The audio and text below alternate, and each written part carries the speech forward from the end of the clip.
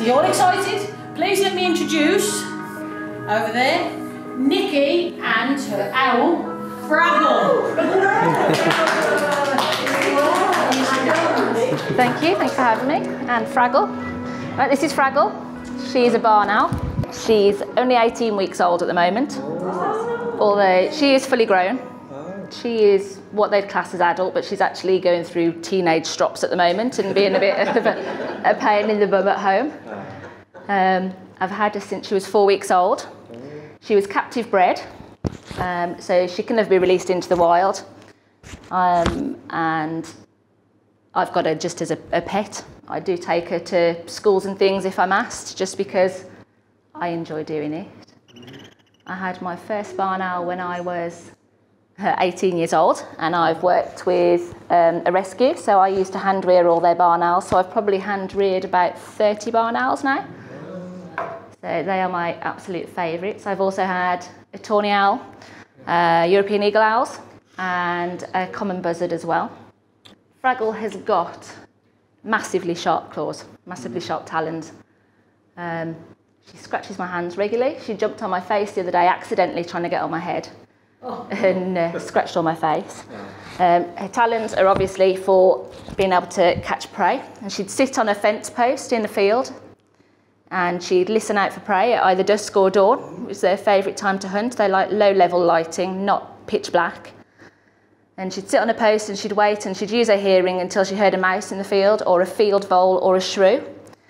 And she'd fly off across the field, and as you can hear, she is silent flyer. Yep, she's got really, really long legs to be able to jump down into long grass and be able to get her prey. And these bits here, most people think they're her knees, but they bend the wrong way, so they're actually her ankle joints, and her knees are up here. Her knee joints are here, which you'd think are her hips. They have really massive wings because they don't have to flap them as often. They also can hover. They're one of only 3 birds, I think it is, in the world that can hover. So there's the kestrel, the hummingbird, and barn owls. They don't do it a lot, but they can hover.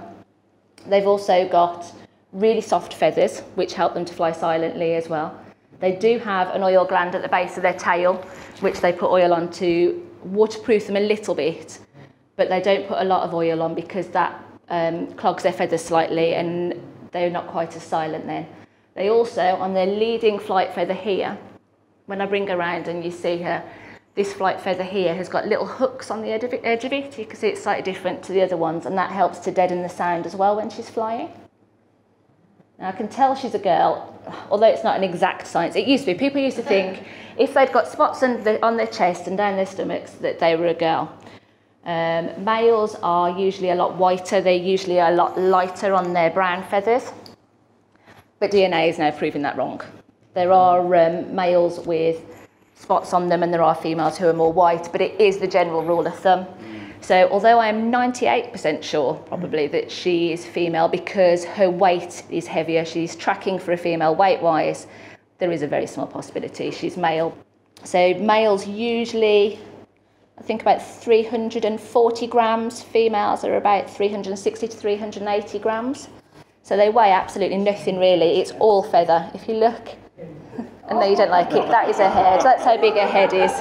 So she is all fluff. All of this is just fluffy fuzzy, isn't it? In the wild, for the chicks that hatch, most of them will die before they leave the nest. Oh. And then in the wild, 70% of those will die before their first year. Wow. For some reason, we don't know why, young barn owls fly very low when they're hunting. And they like to hunt the embankments because there seems to be a lot of mice and things in the embankments. And they fly very low across the roads and get hit by traffic. Also, rat poison and things. A very old age for a barn owl in the wild is 5 years old, which is nothing because in captivity they're known to live up to 20. Wow. And I've actually known of one live up to 29. So there are thousands of them, literally thousands of them dying before they even reach their first birthday in the wild. So my argument to everybody who says, birds should be free and everything is, well, if she was free, she'd probably be dead by now, anyway. Why are they bred in captivity? I don't know. Lots of people do it as a hobby. Lots of people do it, and actually, Lots of people do it because barn owls breed very easily and they can make money from it. Although you can't make a lot of money from barn owls because they sell for £70 to £150, which is ridiculous. So anybody can pick one up. They're actually the most widespread bird in the world, the barn owl. They're found on every continent except for Antarctica, some parts of Asia, I think, and there's an island as well, a South Pacific island or something like that, that they're not found, but they are found throughout the whole world. They can rotate their heads 270 degrees, and that's because, unlike us, they can't move their eyeballs in the sockets, so they have to be able to turn their head to be able to see. She's always on the go, she's always watching what's going on, she knows what's going on. She does that with her head because she's getting in her depth perception. So it's all depth perception, she's using her eyes and her ears and trying to locate where sounds are coming from and having a good look around. She is very nosy, she likes to know exactly what's going on. She's also looking to see dark places where she can go and hide, and she'll go off and she'll probably just run under your feet and go to sleep. Their eyesight is twice as good as ours. And they can see just as well during the day as they can at night. Although they're known as nocturnal and they are up and about at night, they don't tend to hunt particularly at night. They tend to prefer dusk and dawn for some reason, but they are still active all night. Her hearing, I think, is 8 times better than ours, so her hearing is phenomenal. She'd be able to hear a mouse down the side of the other end of a field. Owls have the strongest grip of anything in the world, I think, other than gorillas, I think it is. And some owls, I don't know with the barn owl specifically, but some owls have 500 pounds of pressure per square inch, I think it is. So her grip is really tight. When she wants to grab onto me, she'll do some damage. If she wanted to hurt me, or if there's a gust of wind and she grabs on, it hurts. Doesn't it, baby? And does she go to it? She doesn't. Yeah, she doesn't at all. No, tawny owls go twit to woo, but they don't do both sounds. Male says one, female says the other. Barn owls are known as screech owls, and she does, when she's hungry, she screeches because obviously I'm mummy. At home, she eats day-old chicks, mice, hamsters, day-old quail. You know this expression is wise as an owl? Yeah, it's stupid. I was going to say, has research done anything in terms of finding... No, they're stupid, they don't do anything, they're lazy, they don't want to do anything, they are not good as flying birds, as display birds, because you have to starve them enough that they want to fly for food. What a beautiful photo. And then... Oh, Richard. How many different genus of owls are there? Hundreds. It's got to be. And of barn owls as well, there's loads. There's a new one that's just sort of come about, that there's been morphs of dark-breasted, or black barn owls have been found, and then there's been pure white barn owls found. So now they're breeding black barn owls with Tato and coming out with dark-breasted barn owls, which are stunning. I'd love a black one, but they're so hard to get hold of. Yeah. What do you keep them in? Where do you keep them? At home, at the moment. See, most people would hate this. She's in a dog crate when she's asleep at home, when we're not in, but she's free around the house the rest of the time. She has got an aviary coming, but because she was born in late August, me being a big wuss, I didn't want to put my baby outside when it got cold, because I'm going to go in from a nice warm house into a cold aviary. So I've kept it in the house because I love having her in the house. What sort of temperatures can they cope with?